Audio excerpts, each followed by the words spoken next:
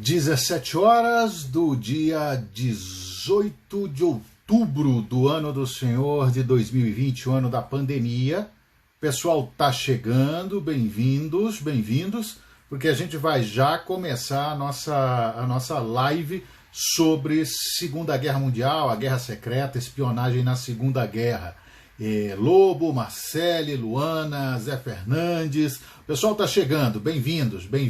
Antes da gente passar para a conversa especificamente sobre Segunda Guerra Mundial, eu aproveito uns 5 minutinhos para conversar um pouco sobre as efemérides de hoje. E se você quiser acompanhar esses vídeos, estão disponíveis no nosso canal do YouTube, Joanisval BSB. Joanisval BSB, você já conhece, se você não conhece, vá lá, conheça, veja os vídeos, se inscreva no canal, isso é importante. Eu estou com algo em torno de 500 e poucas pessoas ali inscritas e a ideia é que quando nós chegarmos a 1000 inscritos, a gente possa fazer transmissão ao vivo também pelo canal do YouTube. Viviane chegou, Felipe, Joana, bem-vindos. Então, antes da gente falar, boa tarde, Felipe, hora de aprender, que é isso, eu aprendo mais com os participantes aqui, e com as questões, com as perguntas e com os comentários, efetivamente. Vamos falar um pouquinho, antes da gente entrar na espionagem na Segunda Guerra Mundial, de algumas efemérides. Como você sabe, eu estou aqui com o meu bloquinho e anotei algumas questões interessantes. Só para fechar, se você quiser ver as lives anteriores, vá ao meu canal no YouTube, Joanisval BSB, que tá tudo lá. Efemérides, parabéns aos médicos. Hoje é dia do médico no Brasil e a gente tem sempre que lembrar dessa categoria e das outras categorias de saúde pelo abnegado serviço que fazem. Nesse ano de 2020, sobretudo, foi um ano para se pensar muito no pessoal da saúde, no trabalho que esses verdadeiros heróis fazem. Abraço, Marcos. Silvia também. Márcio entrou. Vamos lá. Uma outra efeméride importante, eu anotei aqui, ó.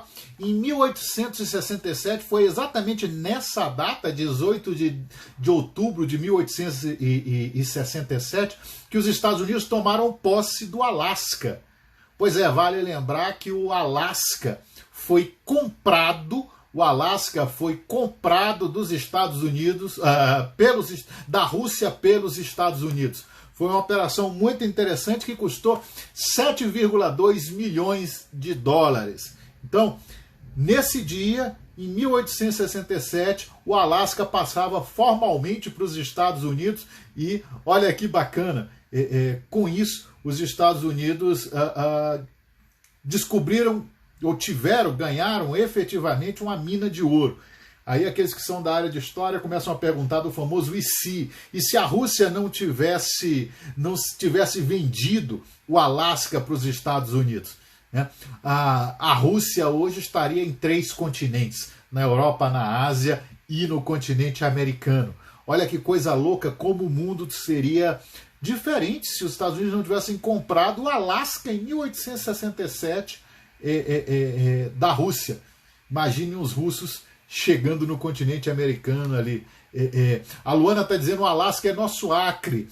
O Texas é o nosso Acre. É bom lembrar. Né? É riquíssimo em petróleo. Depois descobriram petróleo, ouro, riquezas significativas. É um estado interessante. Murilo chegou também.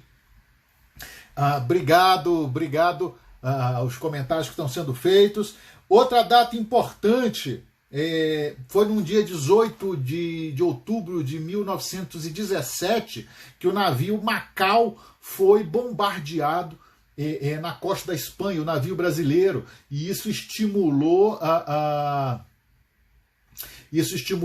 o Brasil a entrar na Primeira Guerra Mundial junto dos aliados. O Marcos está colocando aqui, se os americanos não tivessem comprado o Alasca, teriam que desenvolver outros sistemas de defesa. É verdade. Acho que valeria até uma live para comentar só sobre isso, sobre as conquistas dos Estados Unidos ao longo do século XIX. Né? Obrigado, Barão das Capivaras. Outra data importante, outra efeméride. Foi num dia 18 de outubro de 1919, e aí essa é uma efeméride muito nossa aqui do Brasil, que nasceu o ator Orlando Drummond. Vocês sabem de quem que eu estou falando? Orlando Drummond é o seu peru da escolinha do professor Raimundo, que vocês devem conhecer, mas também, certamente, quem é da minha geração conhece bem o Orlando Drummond pelas vozes, por exemplo, do Scooby-Doo, de Alf, o É Teimoso, e de uma série de personagens, do desenho animado. Então, foi nessa data que nasceu Orlando Drummond, que está celebrando hoje 101 anos. Está vivo e comemorando 101 anos. Então, é uma efeméride boa para ser lembrada também. É nessa data também, só que aí em 1915, pouco antes de Orlando Drummond, que nasceu outro grande ator brasileiro, o grande Otelo, né? Isso, Marcos, é o dublador do Scooby-Doo, Orlando Drummond. Grande Otelo nasceu nessa data também, faleceu em 93, mas é uma das figuras do cinema brasileiro, uma das grandes figuras do cinema nacional. Aqui em Brasília chove, eu acabei de ver um relâmpago, né? Então eu espero que a gente consiga tocar essa live. Mais uma efeméride, e a gente muda já. 16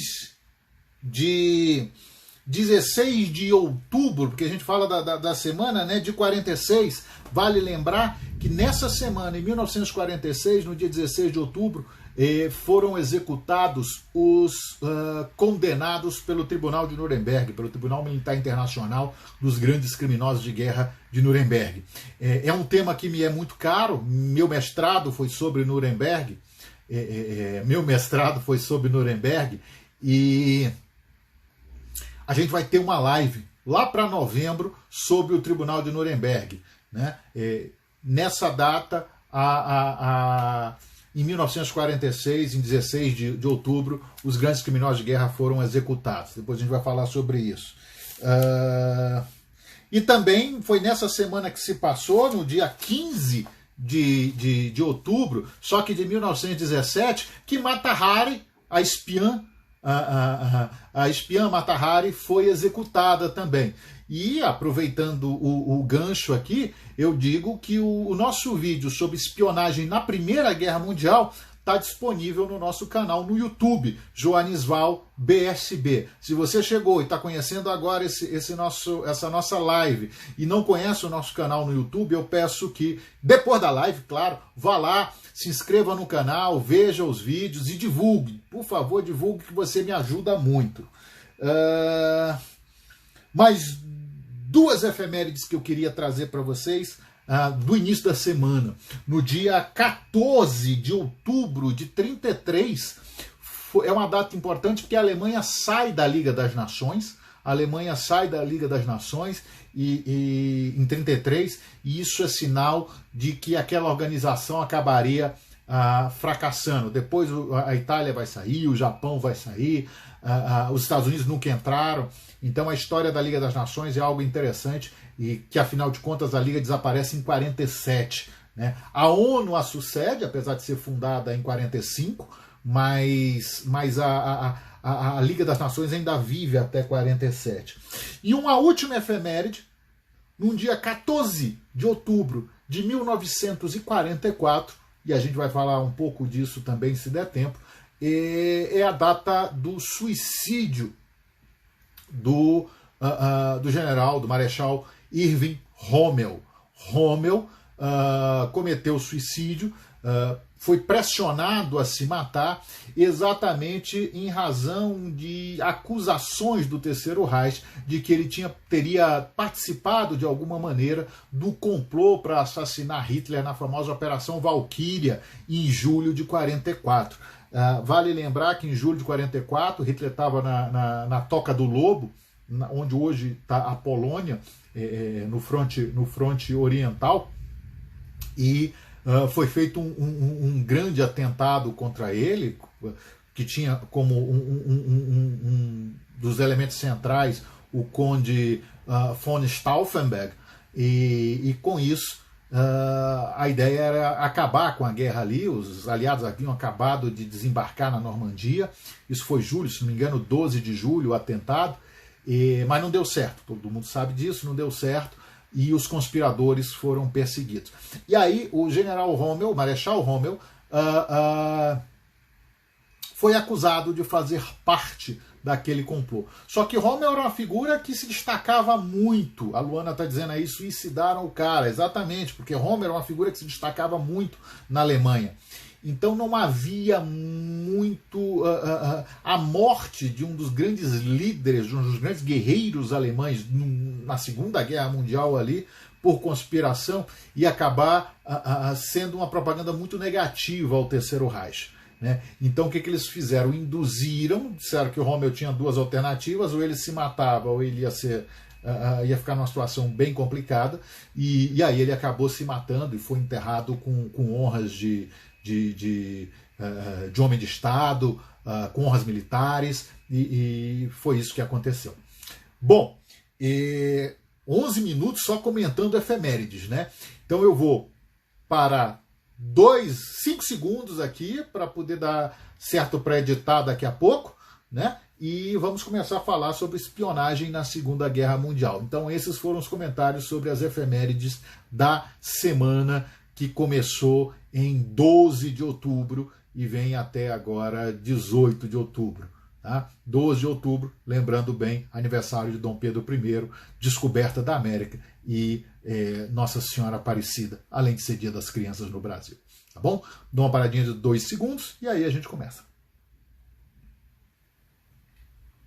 Boa tarde a todos. Hoje é 18 de outubro do ano da graça de 2020, o ano da pandemia.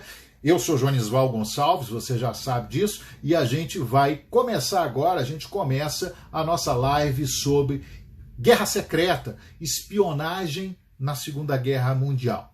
Eu lembro que na semana anterior, na semana passada, nós falamos sobre espionagem, sobre atividade de inteligência na Primeira Guerra Mundial, e hoje nós vamos falar sobre a Segunda. Quero dar as boas-vindas a todos, aqueles que estão chegando, aqueles que já estão aqui há mais tempo, bem-vindos, é muito bom poder trocar ideias com vocês aqui. Esse vídeo vai estar disponível lá pela quarta-feira no nosso canal no YouTube, Joanisval BSB, a gente vai falar um pouco sobre aspectos gerais da espionagem na Segunda Guerra Mundial. Se der tempo, o Márcio pediu aí, fala sobre o agente Zig-Zag. Eu vou falar se der tempo a gente vai falar dele. Mas os nossos vídeos estão lá. Vários vídeos sobre diversos temas, guerra, inteligência, a história do Brasil. Estão lá no nosso canal no YouTube, Joanisval BSB. O Antônio está pedindo para eu falar do Guzenko. O Guzenko é logo depois já é num período posterior à Segunda Guerra Mundial. O foco hoje vai ser sobre Segunda Guerra Mundial. Então vamos lá. O que eu anotei aqui no meu bloquinho para a gente começar a falar? Guerra secreta, a importância da inteligência na guerra. Claro que na paz, mas também na guerra, a inteligência tem sempre um papel de destaque. E em tempo de guerra, a gente pode falar de toda uma guerra paralela que acontece envolvendo os sistemas, os serviços de inteligência. Ives chegou, bem-vinda, um abraço para você aí na Colômbia, um abraço para a família aí na Colômbia, bem-vinda. Inteligência na guerra. As guerras, de fato, ocorrem com toda uma atividade paralela conduzida pelos serviços de inteligência. E com a Segunda Guerra Mundial não foi diferente. Os serviços de inteligência foram essenciais em vários momentos da Segunda Guerra Mundial. E a gente observa que na Segunda Guerra Mundial, o que a gente já tem ali no mundo, e isso é um fenômeno típico do século XX, eu comentei sobre isso na semana passada, já desde o início do século XX, é a profissionalização dos serviços de inteligência.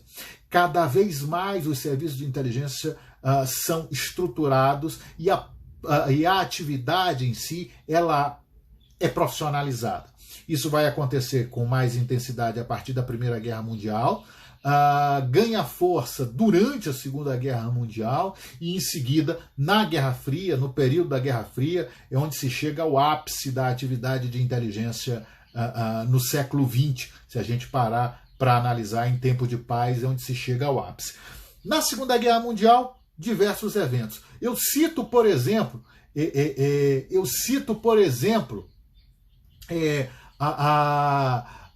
estão comentando aí que a guerra da informação que se tornou hoje a guerra cibernética, sem dúvida nenhuma. Hoje é uma nova forma de guerra da informação pelos meios cibernéticos.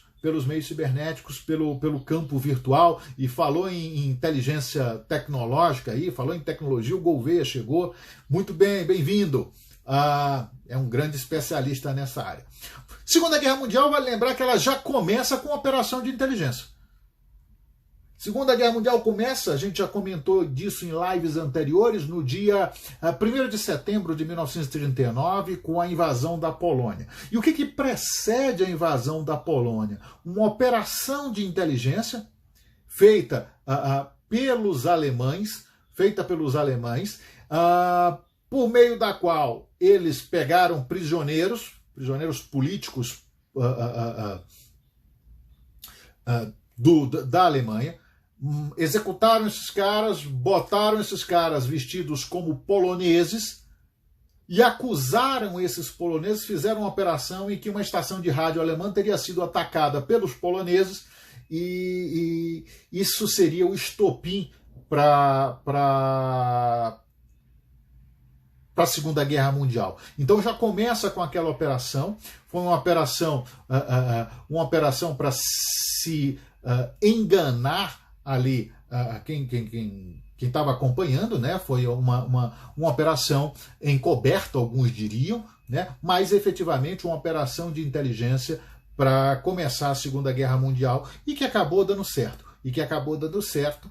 Porque os alemães acusaram os poloneses de terem atacado a estação de rádio e matado os operadores e exigiram a retratação da Polônia, só que a Polônia não se retratou. E aí começou.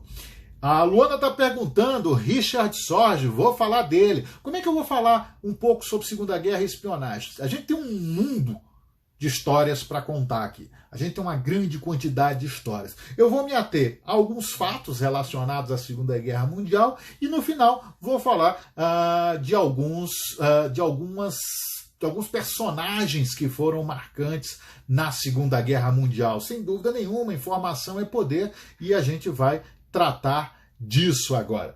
Alguns fatos muito interessantes. Lembre-se que a Segunda Guerra Mundial também é uma guerra entre os serviços de inteligência. E em todas as grandes operações da Segunda Guerra Mundial, nós tivemos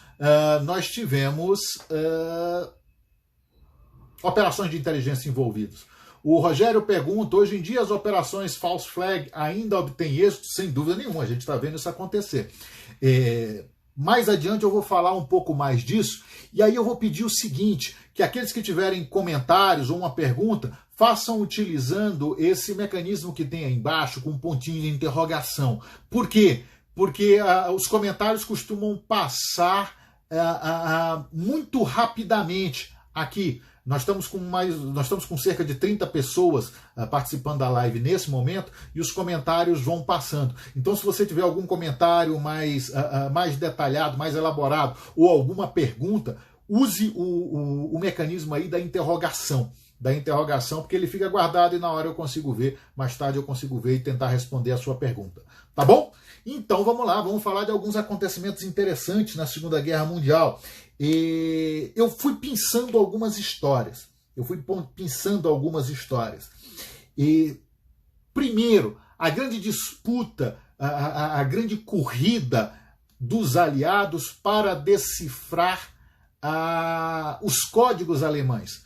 Os alemães tinham um sistema de códigos que eram baseados que eram produzidos através de uma máquina chamada Enigma, e essa Enigma, esses códigos eram alterados diariamente e a comunicação era feita por meio desses códigos. E aí, nesse sentido, se tem toda uma operação, e tem filmes a esse respeito, inclusive, livros a esse respeito, para decodificar Enigma, e com isso se traduzir ou se conhecer as comunicações secretas dos alemães. Esse processo ele começa antes da guerra, e aí vale lembrar que é a inteligência polonesa que tem o primeiro acesso a Enigma, que consegue a máquina, e isso, ao longo da guerra, é feito pelos britânicos, e os britânicos conseguem decodificar Enigma, criam o Ultra, uma máquina para decodificar Enigma,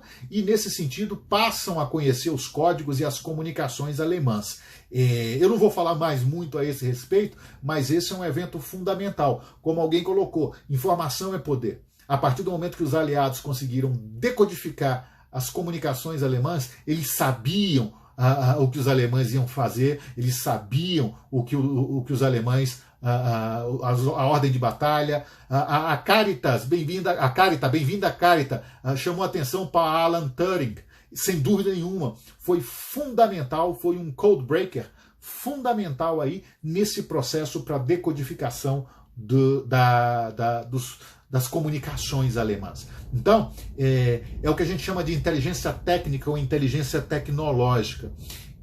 E nesse sentido, a Segunda Guerra é pródiga nesses casos. Eu me lembrei de, quando a gente está falando de códigos e de comunicação, é só uma pincelada aqui sobre o caso dos americanos que começaram a utilizar, e aí a gente fala de fontes humanas também, do elemento humano, começaram a utilizar durante a Segunda Guerra Mundial os índios Navarro. Tem um filme sobre isso que é bem bacana, vou procurar me lembrar do nome do filme, se alguém lembrar aí, tem um filme sobre isso, da utilização dos índios Navarro com o seu idioma para a comunicação entre as Forças Armadas dos Estados Unidos. E aí, por quê? Porque o inimigo, fosse japonês, fosse alemão, mas sobretudo aí já na Guerra no Pacífico, não conhecia a língua dos navarros. Então, eles recrutaram índios navarros para que atuassem na comunicação. É mais uma curiosidade da inteligência. Outro evento interessante, outra operação interessante, talvez alguns já tenham ouvido falar, do homem que nunca existiu. Do homem que nunca existiu, Operação Mincemeat, né? Carne picada, Operação Mincemeat, o homem que nunca existiu. Como é que foi a história do homem que nunca existiu? É o seguinte, os aliados em 43 pretendiam desembarcar, abrir a frente ocidental, né? Os russos estavam desde 41 segurando os alemães no fronte oriental, o fronte ocidental não existia, a Alemanha havia vencido a guerra em 1940, e aí o que acontece? Os aliados pretendiam desembarcar na Europa, né? A guerra estava acontecendo no norte da África, e a grande questão é se eles desembarcariam na Grécia ou se eles desembarcariam na Itália. Códigos de Guerra, esse é o filme dos navarros, exatamente. Obrigado, Marcos. Códigos de Guerra. Wind Talkers, o Rodrigo Collor assinalou aqui. Vale a pena esse filme. Vale a pena esse filme. E aí? Iam desembarcar na Europa, iam desembarcar a partir do norte da África, e o que acontece? Os alemães não podiam saber onde eles iam desembarcar. E aí eles fizeram uma operação de dissimulação, e essa é uma operação semelhante àquela que deu início à Segunda Guerra Mundial, como eu falei um pouco antes, e aí eles fizeram uma operação de dissimulação, e foi um negócio fantástico. Por quê? Eles pegaram o corpo de um indigente, a princípio acha-se que foi um indigente, criaram toda uma história de vida desse sujeito, inclusive com fotos, com cartas para a namorada, criaram toda uma história e transformaram esse sujeito num oficial, num piloto inglês. Esse defunto, esse homem que nunca existiu. Transformaram esse sujeito num piloto inglês. E aí o que fizeram? jogaram o corpo desse sujeito, por meio de submarino, com o submarino britânico, jogaram o corpo desse sujeito na costa espanhola,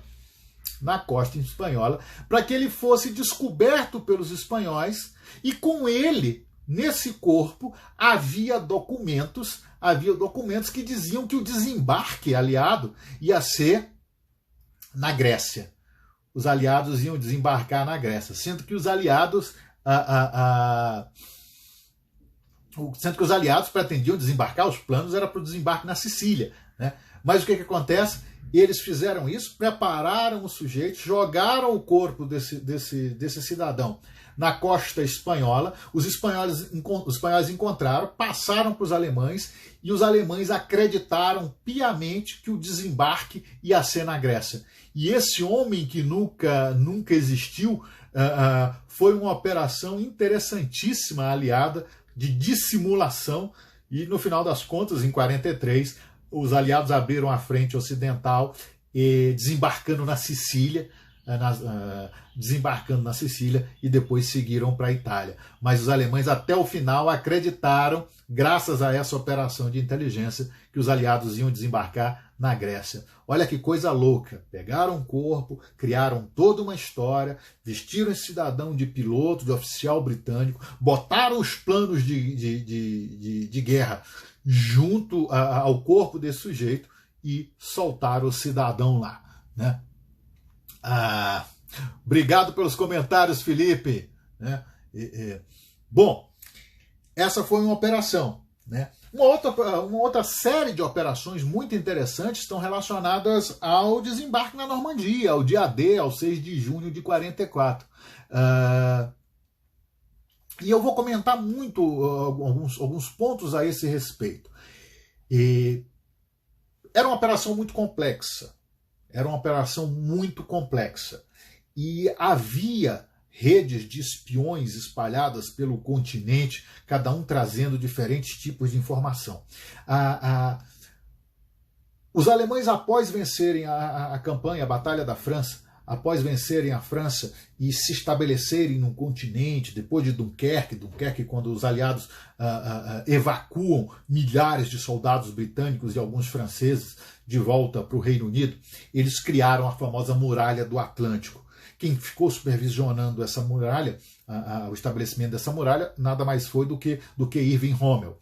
E a Muralha do Atlântico gerava uma rede de proteção, uma estrutura de proteção do continente contra uma possível invasão que se acreditava vir das Ilhas Britânicas. E que acabou vindo em 6 de junho de 44. Qual era o grande dilema? Era saber onde é que ocorreria esse desembarque. E para isso, algumas operações foram desencadeadas. As operações de reconhecimento.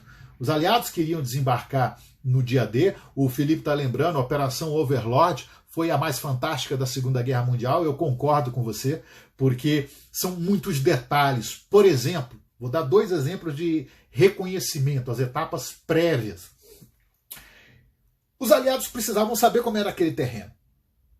E nem todo mundo, veja, naquela época não tinha internet, não tinha Google Maps, não tinha satélite, né? E o reconhecimento aéreo muitas vezes ainda era incipiente, né?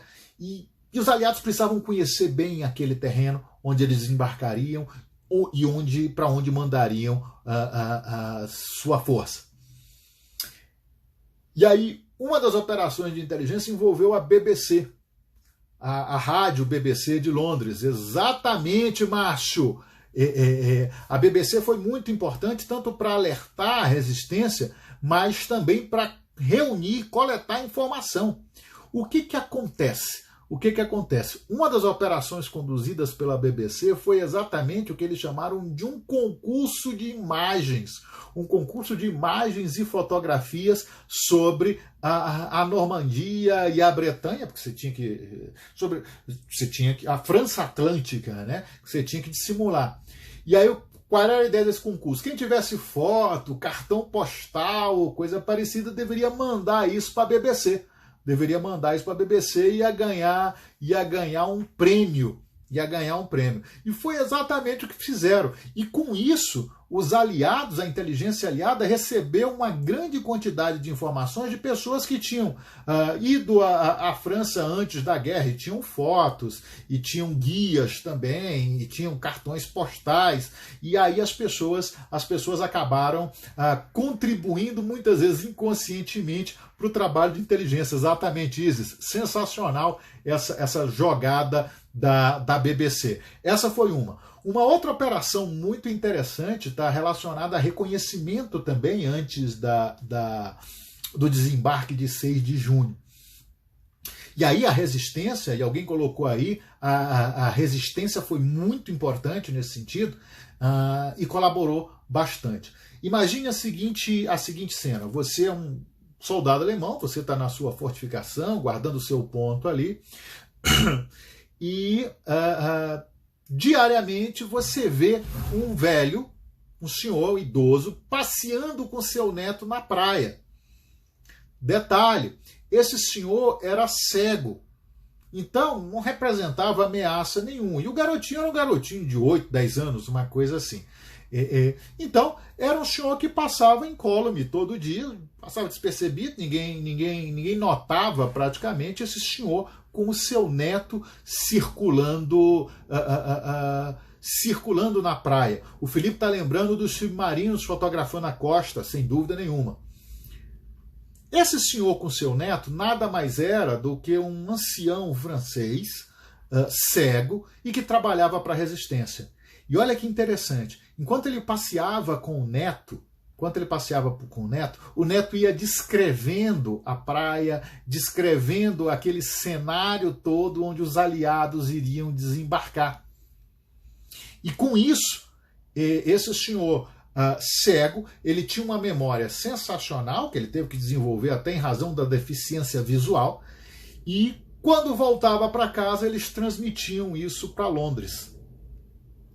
Então foi outra operação de inteligência, utilizando os locais, né, os cidadãos locais, com um garotinho pequeno e o seu avô cego passando informações sobre o terreno, fazendo o reconhecimento do terreno na Normandia, na França. A gente poderia falar de muitas operações relacionadas ao dia D, e alguém já comentou aí aquela que ficou conhecida como uma das operações mais interessantes durante a Operação Fortitude, que foi a operação de inteligência relacionada ao desembarque, a Operação Overlord, que foi o desembarque, e a Operação Fortitude foi a operação relacionada a isso, né? Que foi o exército fictício que foi criado.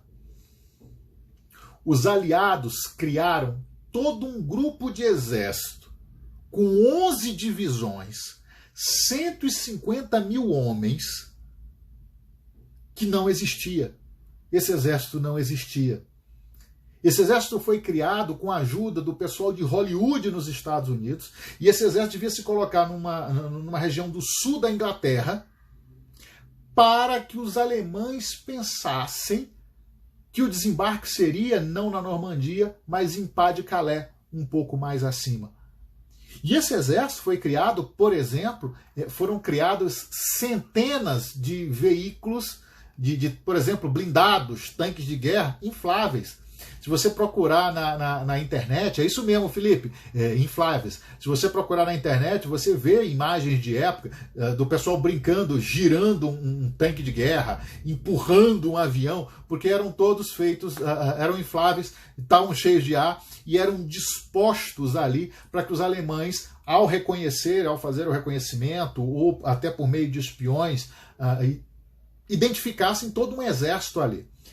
Outra coisa que eles fizeram com esse exército inflável, com esse exército de ficção, eles utilizavam trens para circular na região de um lado para outro, emitindo sinais de rádio, de comunicação, e um grupo mandando cartas falsas dali para vários pontos da Inglaterra e do mundo, para que se pensasse que havia tropas ali estacionadas e se comunicando. Então era uma circulação permanente de trens emitindo sinais para que os alemães, exatamente, transmissões de rádio, inclusive codificadas, para que os alemães pegassem essas transmissões, interceptassem essas transmissões e achassem que havia um exército ali. E o elemento mais importante desse exército fictício, que foi o primeiro grupo de exército, com 11 divisões, eu já falei, e 150 mil homens, o elemento talvez mais importante desse exército é que ele estava sob o comando de um general que era uma lenda. Um general que era uma lenda. George Patton. O Patton foi designado para comandar esse exército de ficção. Os ingleses usaram mágicos também. Os ingleses usaram de tudo ali. Exatamente. Os caras pegaram o Patton e designaram Patton para comandar um exército que não existia, para que os alemães tivessem a certeza que aquela coisa era verdadeira. Foi um negócio fantástico, porque Patton já era reconhecido como um dos grandes generais aliados, um dos grandes generais americanos, já tinha demonstrado isso. E aí, se ele fica no comando desse grupo de exército, né, certamente esse negócio existe e o desembarque, então, vai ser em Pas de Calais. Isso contribuiu muito para a confusão na interpretação de onde seria o desembarque na Normandia. E foi o que acabou acontecendo. Os alemães realmente não acreditaram. É interessante que mesmo depois do dia D, o von Rundstedt, que era o comandante das forças alemãs ali na frente, no que viria a ser a frente ocidental, né, na Europa, os alemães não demoraram quase um mês para mover as tropas de Pas de Calais para a Normandia. Sobretudo os blindados, as divisões blindadas, os panzers que eles tinham ali, porque acreditavam que o desembarque seria por Pas de Calais e depois, mesmo depois do 6 de junho, que a Normandia era só uma operação de dissimulação. Esses são alguns casos. E agora eu vou falar rapidamente de pessoas. Eu vou falar rapidamente de alguns grandes espiões da Segunda Guerra Mundial. Se você está chegando agora, se você não viu esse vídeo, lá para terça, quarta-feira vai estar disponível no nosso canal no YouTube, Joanisval BSB. E a única coisa que eu peço para você é isso. Se inscreva no canal, divulgue o canal. Não caia o dedo se você se inscrever nesse canal. Por favor, não caia o dedo se você for lá no YouTube, Joanisval BSB. Porque aí com isso você me ajuda e futuramente a gente vai ter live pelo YouTube. É verdade, foi uma loucura o desembarque na Normandia. E aí, Felipe, a gente pode fazer uma live, inclusive, para tratar só do dia D. Tem muita coisa interessante sobre o dia D e vale a pena conhecer um pouco mais essa parte da história. Vamos lá, em 5, 10 minutos vamos falar sobre algumas pessoas. É claro que houve dezenas de grandes espiões na Segunda Guerra Mundial, tanto a serviço da Alemanha, quanto do eixo, quanto a serviço dos aliados. Do lado alemão, eu só quero fazer uma ressalva e destacar uma figura que simboliza tudo aquilo que foi o Almirante Canaris, o Almirante Wilhelm Canaris, que foi o chefe da Abwehr, que foi o chefe da inteligência militar alemã, desde a década de 30 até 44. Ele cai, ele é removido em fevereiro de 44, portanto antes do desembarque na Normandia, e no ano seguinte, em 9 de abril de 45, ele é executado por suspeita de conspiração contra Hitler. E olha que interessante, ele é executado um mês antes da guerra acabar. Canaris era uma figura muito marcante, e merece destaque porque fez de tudo o que ele podia para colaborar com os aliados, porque ele não acreditava, ele se desiludiu com o regime nacional socialista e atuou muito no sentido de auxiliar os espiões do outro lado durante a Segunda Guerra Mundial. O chefe da inteligência militar colaborava com o MI6 e a inteligência militar britânica. Então é muito interessante, fica aqui a referência ao Almirante Canaris como o grande símbolo da espionagem, do papel da inteligência de grandes homens num conflito como a Segunda Guerra Mundial. Mas eu não vou falar mais de Canaris, não. Né? Eu queria começar falando de um espião a serviço dos soviéticos, que alguém já citou aqui, Richard Sorge. Sorge nasceu no Azerbaijão, se não me engano, de família alemã. Ele vai com 3 anos para a Alemanha, ele nasce em 1895, e ele vem de uma família alemã, vem de uma família de comunistas alemães, e na década, com 3 anos, né, ele se muda para a Alemanha com a família. Sim, um baita protetor da inteligência aliada. Você falou do Canaris aí, Felipe, é isso mesmo. Inclusive ele salvou muita gente, e inclusive judeus, o Almirante Canaris salvou exatamente arriscando a pele, mas trabalhando com a inteligência. E foi a Luana que tinha citado o Sorge. E aí o Sorge se muda para a Alemanha e cresce na Alemanha, se forma na Alemanha e se torna um jornalista de destaque na Alemanha. E na década de 30, na década de 20, em 25, ele participa da Primeira Guerra Mundial, ele é ferido na Primeira Guerra Mundial, participa lutando ao lado da Alemanha, claro, é ferido na Primeira Guerra Mundial, e na década de 20 ele vai para a União Soviética, lá ele se filia ao Partido Comunista e se torna um elemento importante para o Partido Comunista. Mas era alemão, continuava em contato com a Alemanha, e na década de 30, em 33, ele é enviado para o Japão pelos soviéticos. E no Japão ele se torna correspondente do Frankfurter Zeitung, que era um jornal de Frankfurt, naturalmente, né? Frankfurter Zeitung, e lá ele começa a fazer reportagem e mandar matérias para a Alemanha. Isso na vida dele como jornalista, porque na outra vida dele ele era espião a serviço da União Soviética. E uma das coisas que ele faz em Tóquio é que ele se aproxima do embaixador alemão, ganha confiança, passa a trabalhar na embaixada alemã e começa a mandar informações para Moscou sobre a Alemanha. Sobre a Alemanha e sobre o Japão. Informações que foram muito decisivas durante a guerra. Eu não sei se vocês escutaram um trovão. Está chovendo um pouco aqui, diminuiu um pouco, mas a coisa está brava. A história de Sorge, realmente, a Luana está comentando aí, é incrível. Ele trabalha de uma maneira a passar constantemente informações a Moscou, muitas vezes informações que foram desacreditadas. Uma informação que ele passa a data exata da Operação Barbarossa, a operação de invasão alemã do território soviético. E os soviéticos não acreditaram nisso. Uma outra informação importante que ele passa é de que os japoneses não iriam entrar em guerra com os soviéticos.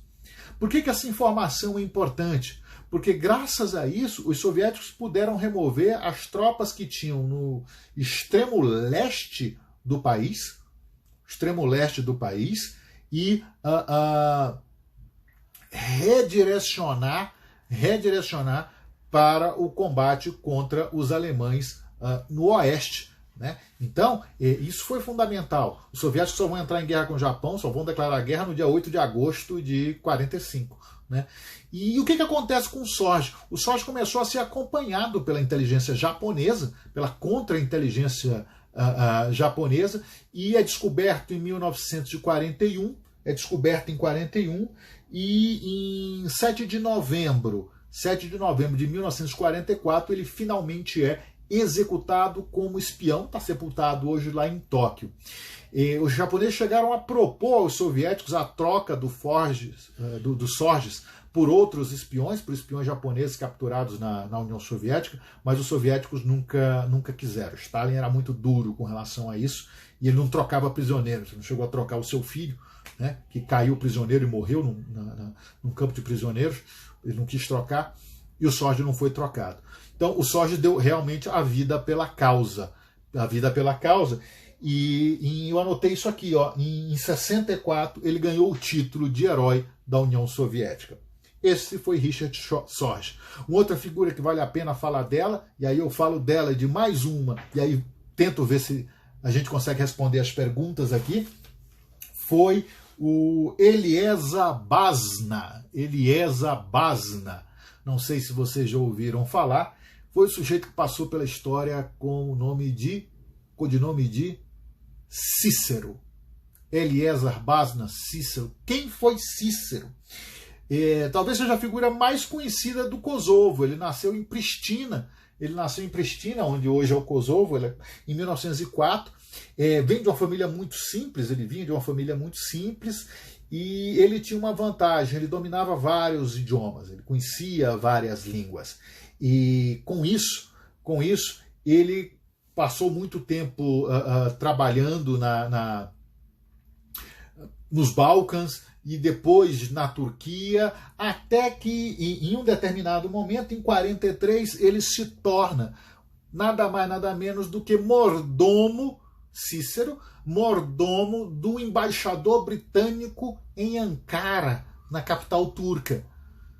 A Turquia foi neutra durante a Segunda Guerra Mundial. O Cícero se tornou mordomo do embaixador. Então, com isso, do embaixador britânico, ele teve acesso a uma série de informações, inclusive segredos de guerra aliados, e resolveu vender aquilo para os alemães. E começou a vender aquilo para os alemães. Ele passou mais de um ano vendendo informação para os alemães, né, sobre os aliados. Né?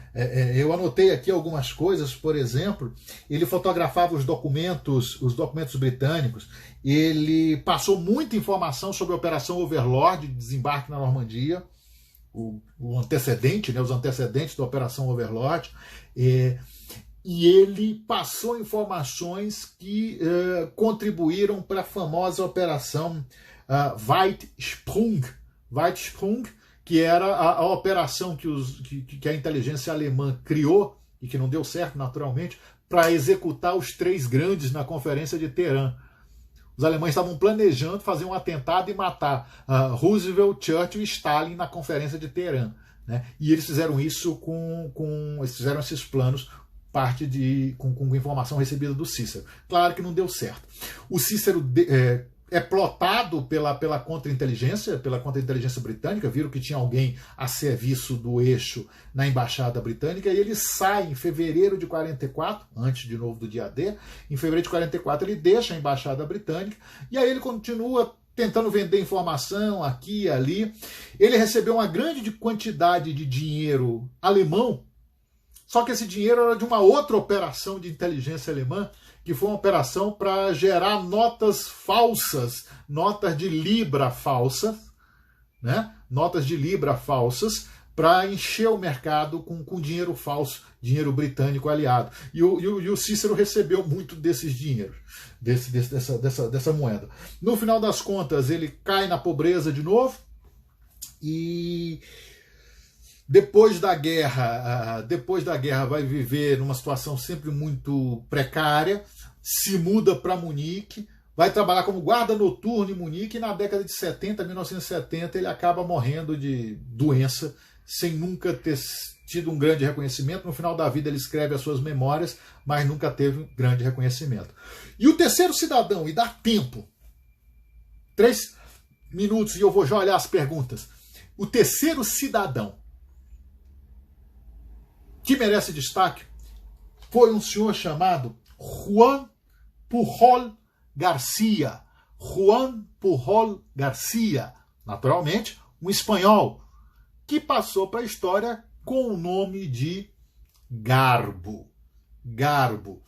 O Juan Pujol, o Garbo para os aliados e Alaric para os alemães, talvez o mais famoso espião da Segunda Guerra Mundial, porque ele foi um agente duplo, ele trabalhou a serviço dos aliados, mas também trabalhou para os alemães. Né? Ele foi recrutado por aliados e pelos alemães. E uma curiosidade, ele ganhou condecorações a Cruz de Ferro dos alemães e a Ordem do Império Britânico dos britânicos. Nasceu na Espanha, e durante a Guerra Civil Espanhola ele ficou muito desiludido com o fascismo, com o governo, com o regime de Franco, e aí o que acontece? quando estoura a Segunda Guerra Mundial, ele procura os britânicos americanos, para se oferecer os seus serviços de espião. Só que ninguém quis. Os caras ignoraram formalmente o Garbo, não deram a mínima para ele. E aí os alemães quiseram recrutá-lo, e ele aceitou. Ele foi recrutado pelos alemães, só que a lealdade dele era com a causa aliada e não com os alemães. Ele começou a trabalhar numa rede de espiões fictícios e fornecer informações falsas para os alemães. E os alemães financiaram esse cara. O mais louco é isso. Depois de um tempo, os britânicos percebem a bobagem que haviam feito e recrutam o Garbo. Então ele começou a trabalhar para os dois lados, sempre a serviço dos aliados, passa informações desencontradas sobre o dia D, por exemplo. Ele criou uma rede fictícia de 27 espiões para os alemães. Quer dizer, ele controlava uma rede de 27 espiões que de fato não existiam e convenceu os alemães disso, a ponto de, mesmo depois do dia D, em julho de 44, ele recebeu uma comenda, a Cruz de Ferro alemã.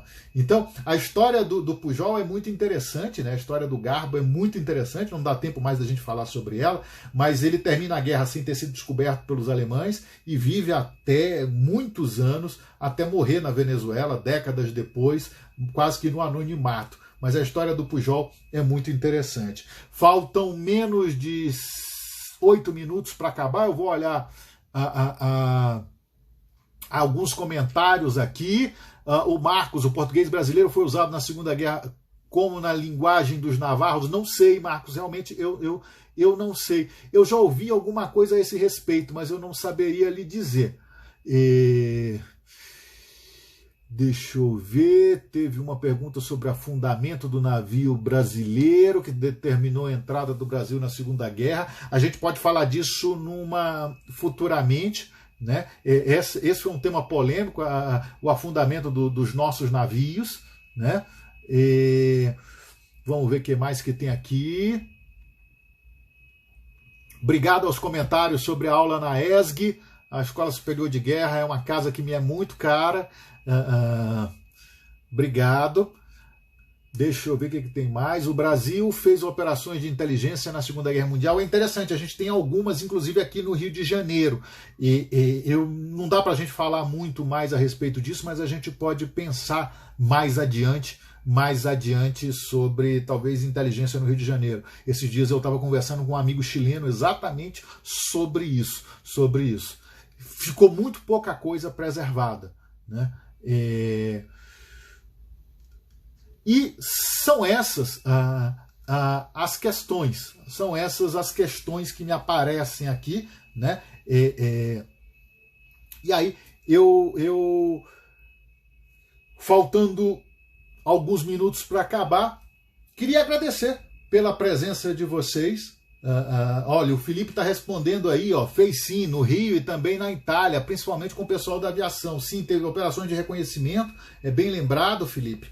E aqui também, né, a gente acabou atuando, apoiando a causa aliada. Vale lembrar que o Brasil foi o único país da América do Sul a mandar tropas para lutar na Itália, os nossos 25 mil febianos que para lá foram, e os 400, e vai me faltar o número preciso, os mais de 400 brasileiros que não voltaram. A gente tem sempre que lembrar desse pessoal que saiu desse lado do Atlântico e foi combater do outro lado. Uma hora a gente vai fazer uma live, já teve esse pedido, sobre a Força Expedicionária Brasileira. A gente vai conversar sobre a Força Expedicionária Brasileira. Teve em Natal também, o Felipe está lembrando, e em Santa Catarina, dentro da comunidade alemã. Sim, porque nós temos uma comunidade alemã muito grande aqui, e na época da Segunda Guerra Mundial, até um pouco antes, na década de 30, o Partido Nazista no Brasil era o maior partido nazista fora da Alemanha, né? O Marcos está falando de caça de submarinos alemães na costa do Brasil. Tem muita história, que a gente conhece pouco. A gente conhece muito pouco sobre a nossa história e isso é péssimo. Então, um dos objetivos dessa live, ou dessas lives, é exatamente poder conversar com vocês, poder difundir um pouco essa informação histórica sobre o Brasil, sobre o mundo, sobre conflitos, sobre inteligência, que são temas que me agradam. São temas que me agradam e aí eu estou compartilhando um pouco dessas informações com vocês. Lembrando que pelo Instagram a gente tem a limitação de tempo, eu só posso fazer 1 hora de live, né, menos de 1 hora, e que a partir do momento que a gente tiver 1000 seguidores no YouTube, Joanisval BSB, você vai cansar de ouvir isso, Joanisval BSB no YouTube, vai lá, digita no YouTube, Joanisval BSB, tudo junto, e você vai encontrar a minha página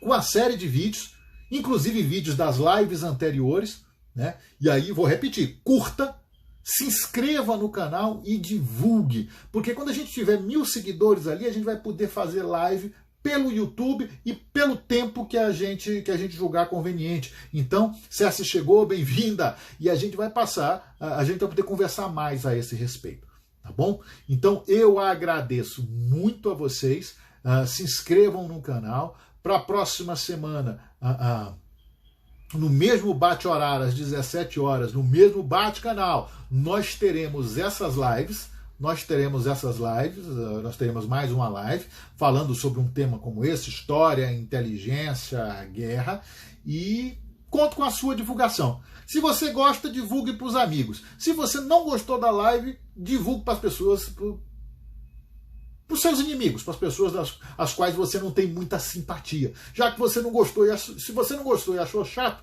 manda para algum desafeto seu. Tá?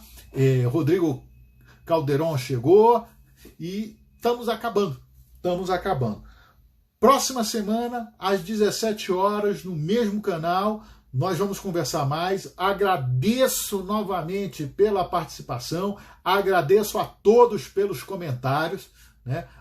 Obrigado, Rogério, Regina. Passou muito rápido, é verdade, é muito rápido. E eu espero que quando a gente tenha 1000 inscritos no YouTube, a gente possa ficar mais tempo. Muito obrigado pela participação. Tenham uma ótima semana.